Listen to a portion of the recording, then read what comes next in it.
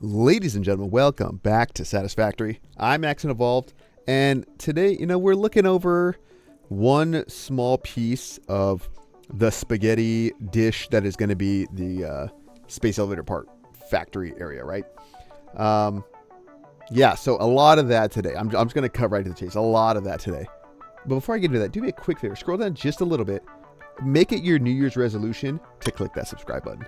It'll help me out a lot. It'll help the channel out a lot.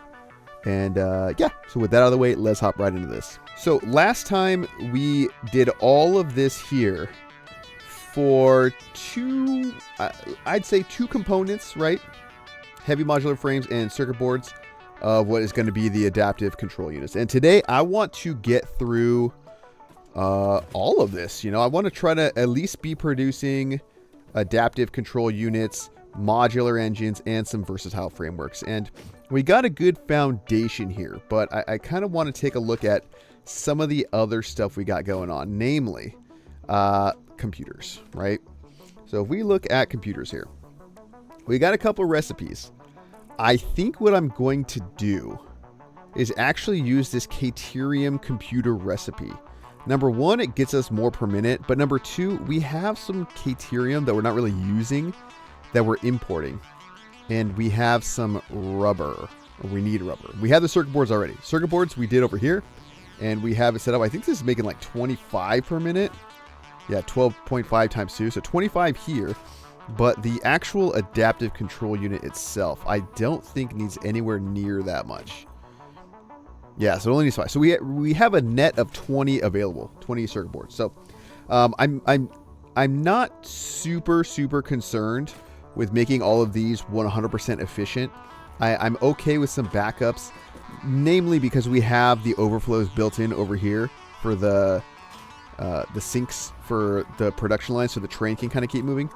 But yeah, in order to kind of get some of this stuff going, we had to kind of address the elephant in the base, which is this whole area over here where we have our oil set up. So what I'm gonna do, very simple, right? I am going to use this line right here. This is a 600 line, and I'm going to use that to make oil and plastic. And I'm going to do that up here in this space. I don't really know what I want to do in terms of like an end game oil setup, but for now we need to get oil, or we need to get rubber and plastic kind of just going, right? And speaking of endgame and base and stuff, I also want to show you guys a little bit of what I've been working on, and that is filling out the main base. So, a lot more structure, we can say. And I'll give you a couple, a couple insights here. Obviously, we're going to be building this as the series goes on and filling out these floors, but this is just kind of what I was thinking. The floor print changed a little bit because I wanted to kind of use more. I want to give myself more space, right? This is a lot of space. At the same time, I don't know how big we're going to end up getting with things. So maybe this isn't enough space. Maybe it's too much space. I don't know. I've seen people with some really big bases, but let me kind of show you the idea here. It's kind of tucked up into the walls over there, into the terrain. And we're leaving the big pit as a feature, right? And I left this area kind of big. We could have exposed more of the pit, right? But I left some of it open because I want to have room for the trains to kind of scooch through here. And another big feature of this whole thing is this waterfall. And what I'm doing with this is we're just kind of encasing the waterfall all the way down through all the floors. So I just think that looks pretty cool. There's also another feature, if I can just get over here, that I kind of want to show you. I haven't built it all the way out yet, but you'll notice, is it this floor? So on this floor, there's kind of a special feature. Now I'm just one up from where I was. I guess I don't know, I'm on the middle floor. I want to build something right in here maybe, right? If we kind of just get rid of this. I'm showing you guys behind the scenes here. There's a little area back here where I kind of, it's just behind the waterfall. I don't know what we'll use this for. But this has to be something, We'll have to figure out what it is. And then you can also, I was kind of playing around with the idea of You know, maybe we kind of just put in like a wall over here with a door. You know, something like that. And then we do another one like way over there. But then it just kind of gives us like this hidden, somewhat hidden, like semi-hidden, right? Area that we can just kind of access behind the waterfall. So I don't know. It's all, you know, we've got a lot of potential for this area and a lot of space, but obviously still a lot to do, right? So, yeah, just wanted to kind of show you guys this, and, you know, that way it's not surprising to you when we start building up in this area, but obviously a lot of concrete left to pour, right? So I think for now, let's get up back to the oil area and kind of get that built out a little more. And we can see now kind of how big of a platform I'm going to go. It might end up being a little bit bigger, but the idea is that we're going to use just very basic recipes here, right? So let's kind of take a look here, and I'll explain my plan. Now, there's a lot of recipes using this, that, and the other thing. You know, recycled rubber, recycled plastic. Like these are like very, very good end game recipes that I eventually want to use. But I think there's also recipes that have to do with the blender that obviously I don't have yet because we're not done with phase 3. We're not in phase 4 yet. So my idea, we're just going to use the basic plastic. So straight up oil to plastic with some heavy oil residue as a byproduct, right? From there, we're going to take that heavy oil residue and just turn it straight into fuel. And then I'm just going to slap some fuel generators over here, and it's just going to make us some residual power. You know, whatever we end up needing, I'm probably going to build out this way some more. And yeah, to accommodate everything. So let me go ahead and hook that up. It's really basic. It's a pretty straightforward setup. So I'll build that, and then I'll walk you guys through exactly what's happening. All right, so as promised, there's a lot more stuff here. But like I mentioned, it's very, very straightforward. So we're taking this 600 line of crude oil, and I have 2 rows of 10 refineries each, right? So if we look in the first one, 30 inbound, 30 times 10, 300. So that's making a 300. That's one half of the oil. And then we got the other half of the oil. And that's all, again, outputting rubber, heavy oil residue, right? So basically, we have input, just pure oil, output, rubber, into its own bin. Same thing over here, plastic, output, into its own bin. All of the heavy oil residue is just going over to this area right here, right? And we're using the same kind of beams for power to refineries trick that we used right over there, because I think it works well and I think it looks good. So the next step for this is I need to build the fuel part of this, right? So where we take the heavy oil residue, turn it into fuel, and then pump that fuel into some generators. So again, really, really straightforward. Nothing super complicated with this. It's just really building the right amount of machines to kind of get the job done. And again, this is only one of these lines. I know we have another 600 line. So what is this? There's like 1350 crude oil left between these 3 lines. So still plenty for what we want to do. And this also wasn't such a time sink that we can't reutilize this in another way once we kind of get more efficient recipes, right? But for now, this is mainly going to provide any plastic and rubber we need for kind of construction or crafting in other areas of the main base, right? So that's kind of the idea there. So let me finish up with the rest of this, and it shouldn't be much of a surprise, but I'll show you what's going down. So as promised, we got the fuel generators over here getting fuel produced by the heavy oil residue. Like I mentioned, it's a very straightforward process. These only exist. We're not actually using this for, I mean, yeah, I guess technically we are using this for power because it's attached to the grid. But the only use that these fuel generators have is to burn this fuel so that we can dispose of this heavy oil residue. Because I don't want these systems backing up if we can help it. And backing up with fluids will kind of just shut the whole process down, right? That's just kind of the tricky parts with refineries. I'm sure you guys know. You guys are all pretty well versed in this game, you know, so should be no surprises there. But yeah, I didn't use blueprints for this. I probably should have. I don't have a liquid input to solid output blueprint for refineries. One day, maybe I'll do this on stream or something. I should just kind of sit down and make a bunch of blueprints for all of the different production types, right? Manufacturer blueprint, refineries, assemblers, constructors, all that stuff, right? Foundries even, right?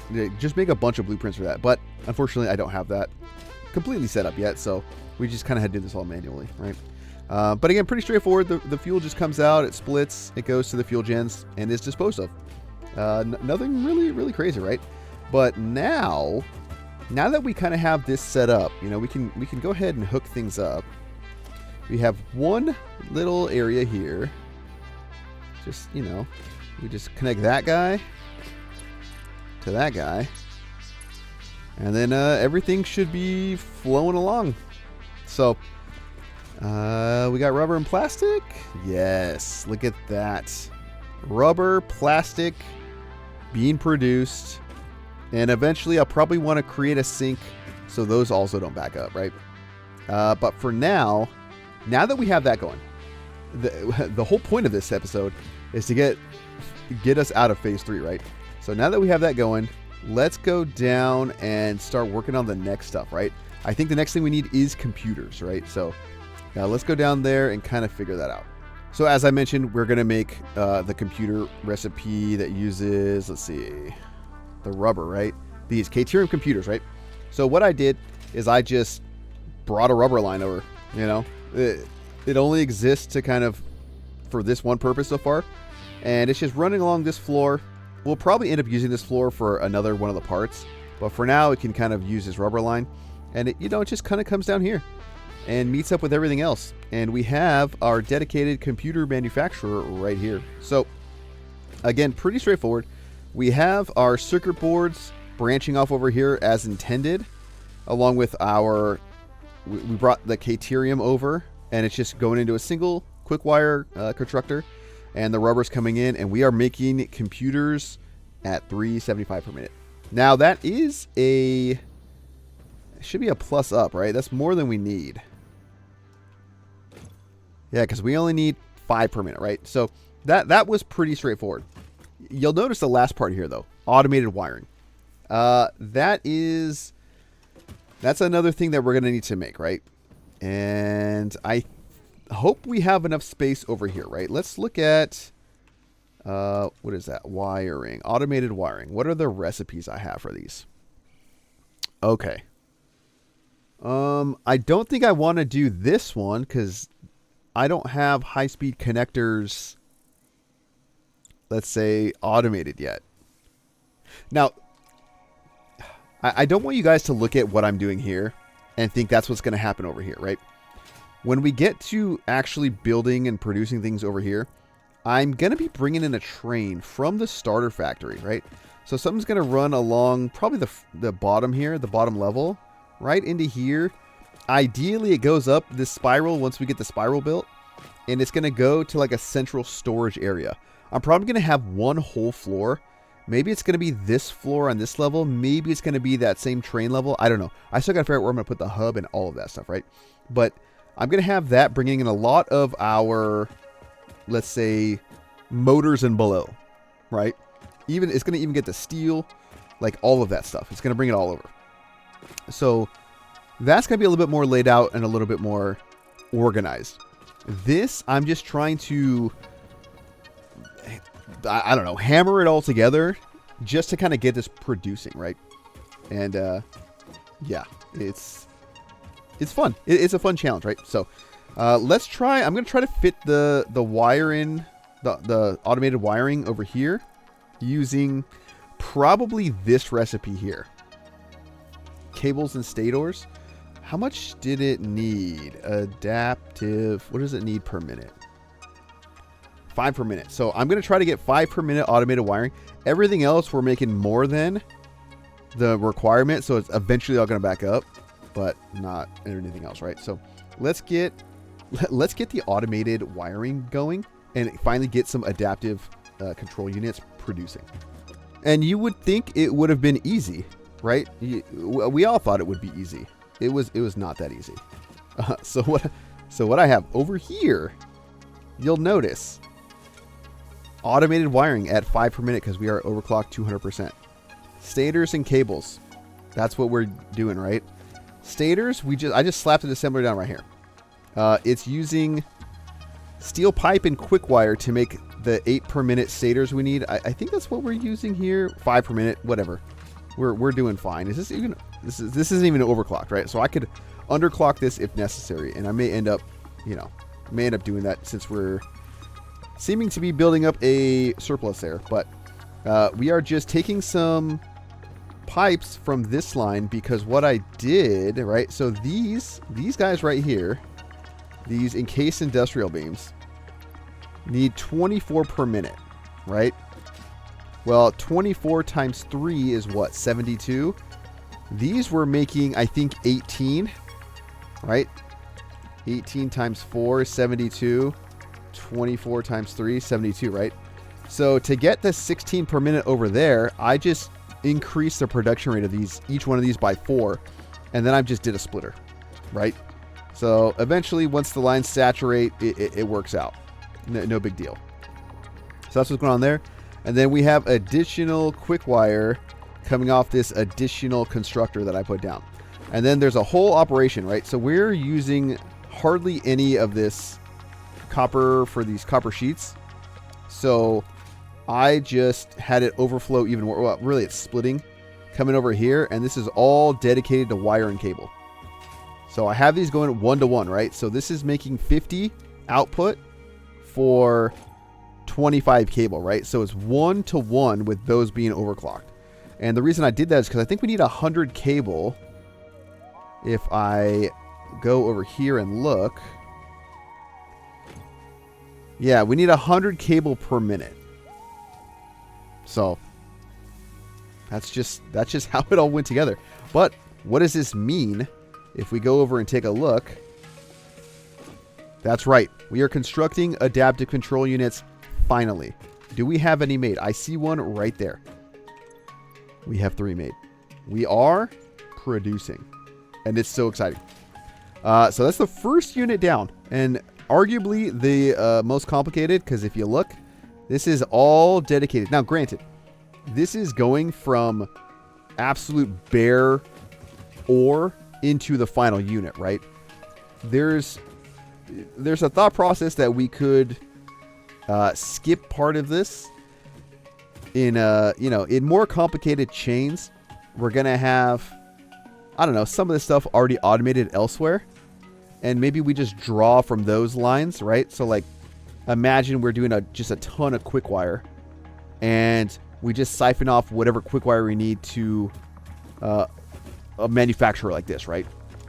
I think, especially once we get over there and we start doing the storage, like the mass storage with the dimensional depots, I want to do an inventory sorter. So like a box that I can run up to, can I can't, it's too far. I can't select it. Something where I can run up to. I literally just go in, store all, empty my whole inventory, and then all of this stuff filters to anywhere it might need to go, right? So Mercer spheres, their own dimensional depot. Hard drives, their own dimensional depots. Remains, they go and get turned into DNA capsules. Slugs, they go and they get turned into power shards that are slooped. The constructors are slooped for power shards. So that's the idea. That's eventually what I want to build over there. And, I think that's going to be kind of fun because there's going to be things like, we're going to use like sushi belts, 480 lines, maybe faster lines, 780. I think that's the next one, 780. But none of that can really happen until we get out of phase 3, right? So let's go up one more floor because we're going to build the modular engines and the versatile frameworks one floor above us. And, I don't want this video to be too long, but there's a lot happening, but I don't want to kind of be repetitive. So I'm going to just kind of lay everything out and walk you guys through it so you can kind of see what's going on. All right, so to kind of give you guys some perspective on where we are, we're just, again, like I mentioned, the top floor, right by where our oil and plastic are and rubber and all that. So here's the modular engine. Here is what it needs. Arguably, it's a lot simpler. Rubber, well, that's just straight up. We're just literally grabbing rubber right off that line. No worries there. Smart plating motors. Again, pretty simple. If we look over here, we got smart plating over here. We have motors. Now, if you look over here on the right, I broke it down into its components. So it's literally 1, 2, 3, 4, 5 different components with screws and rods and pipes and all that stuff, right? And I'm going to use a couple of different things. So right here, this is going to be one iron input line, okay? And it's just going to split off everything we're going to need. And if we look over here, right? Steel pipes from iron ingots. If we look over here, wire, iron wire. That's going to go and be part of stators. 4 stators. So that's exactly what we need for the, I believe the engines, right? Is that what this one is? This one should be engines. Because this is just stators and rotors. Stator, rotor. So this, all of this dedicated to stators for this. Engine, or well, rotors. Rotors we need in a couple different areas. Number 1, we need them here. That takes 2 rotors. That takes 4 rotors. So if we follow this line, this is the dedicated rotor assembler. And it's, you see we're making 6 here. And we're using screws and rods. Well, if you just follow those back, that's rods. Those are screws. We're using the cast screw recipe. I know we all hate screws, but I finally found a reason to use them and kind of make it easy. And it takes 150.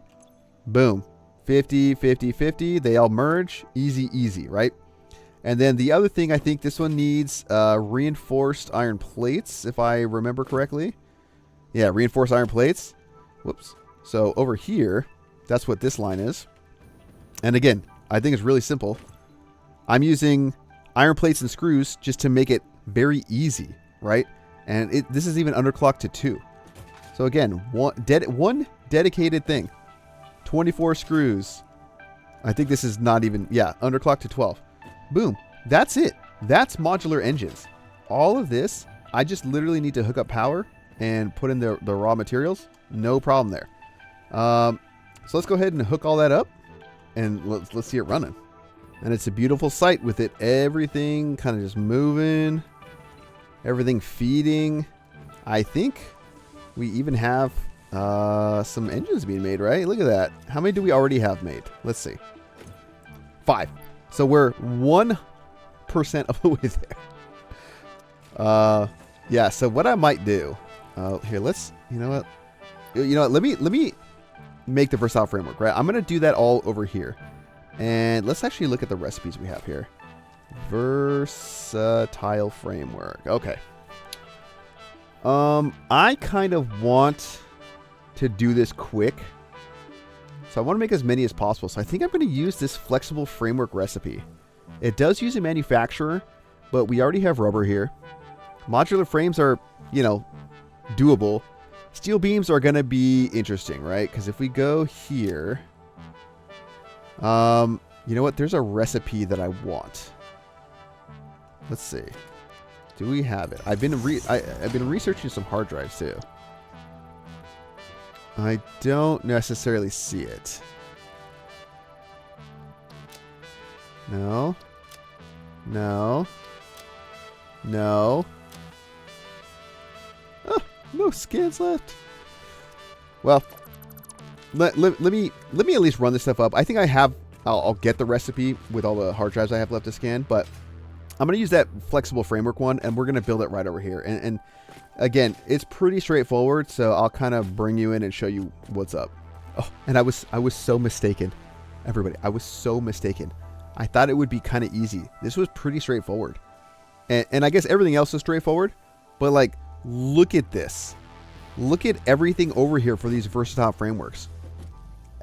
Some of this is overkill. I know I don't need all of this, right? But I think I have it set up so that I can make things go faster. But we are making it. We are making it all. And let me bring you through it, right? So rubber. Boom. We got rubber here. What's this rubber doing over here? What's going on right here? Well, this is making reinforced iron plates. Because we have to make modular frames. These are coming out, feeding here, for modular frames. And we're using the steel pipe recipe. Reinforced iron plates, steel pipes, modular frames. Where are we getting the steel pipes? Well, we're getting those over here. Eventually. Steel ingots, steel pipes. We could have used iron, but we didn't because I didn't want to like use it as much. Where are we getting steel from? That's a great question. I mean, we're getting steel from right here. This is steel. What's that being? Is that coal? No, that is not coal. That is petroleum coke. So this was the one I was looking for. I ended up finding the coke steel ingot.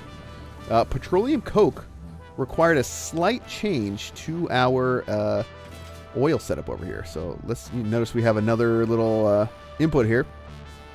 I converted 2 of these into just straight up petroleum coke, and that's a 1-to-1. So no issues there, right? And because of that, I was able to kind of get rid of some of these and that, and kind of make this a little bit easier, right? So that worked out nicely. But man, it's such a this game really like forces you to think on your feet, right? But all in all, I think it looks pretty good. It's not quite as spaghetti as downstairs is, because I mean, this is just not as complicated, you know? It's just not. And now we kind of have these going forever. And how many have we made? Anything? Let's see. We have that many. So what I'm going to do, I'm going to let these run until we have enough to complete phase 3. And then that's going to be the last thing we do in this episode. So hopefully well, not hopefully, it'll be really quick for you. And right now we'll cut to the hub. And finally, we have everything loaded up, and it's time to unlock tier 7 and 8. So let's go ahead and seal this thing.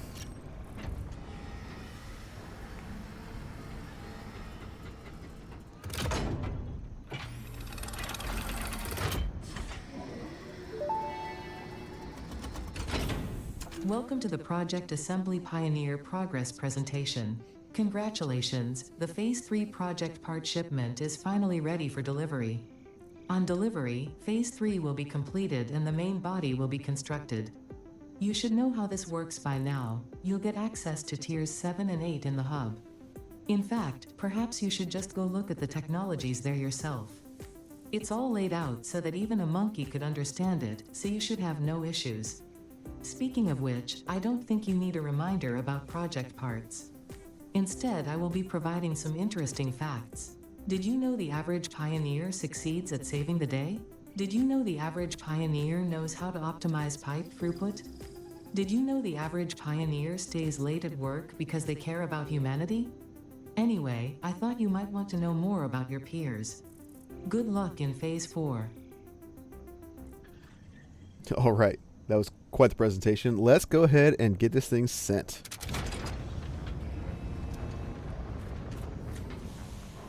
I gotta go cinematic for this one.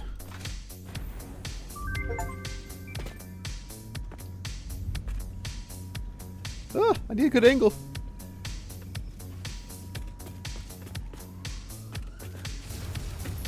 This is kind of cool though, looking up through the what's soon to be spiral. You know, I still have no idea what we're building.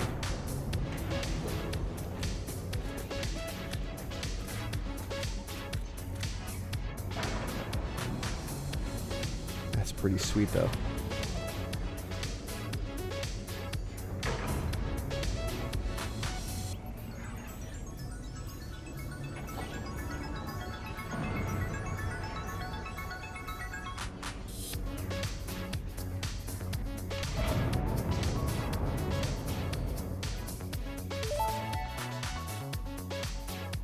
Phase 3 of project assembly completed.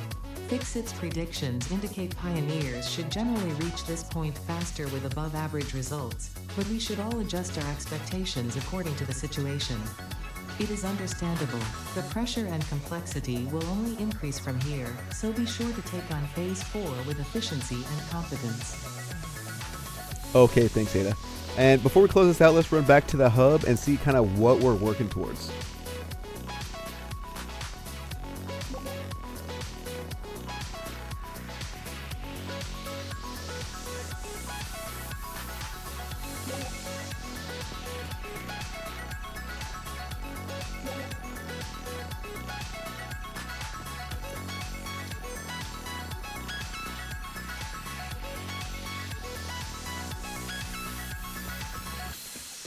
All right, so now we should have tier 7 and 8 open, and look at this. Okay, so automatically, I want this so bad.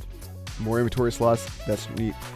The hover pack, though, I want it. Mark 5, huge, but that's kind of gets us to like the elephant in the room here, and that's the whole aluminum process, right? This is going to be a big deal, right? And it's kind of the reason why I made so much space in the main base, because we're going to do aluminum in there, and it's going to be a pain. What do I still have here? Why is it flashing at me? Controlled development. What is this? Oh, blenders. Okay. So like I need to get this stuff too. I need the blender for sure. So I think I'm going to spend a little bit of time. I mean, I think the next episode we're going to start looking at bauxite. And I think with that is going to come a lot more trains.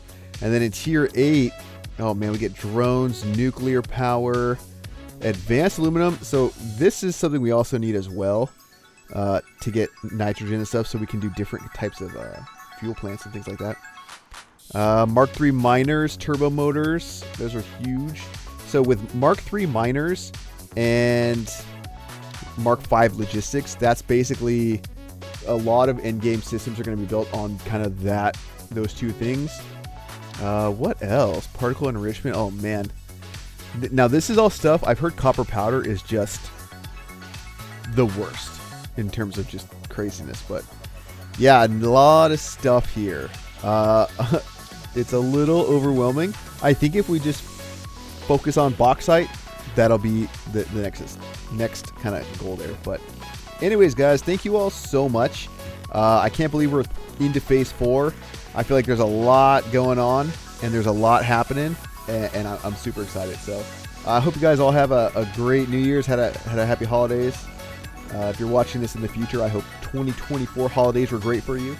But yeah, thank you all so much, and we'll see you in the next one.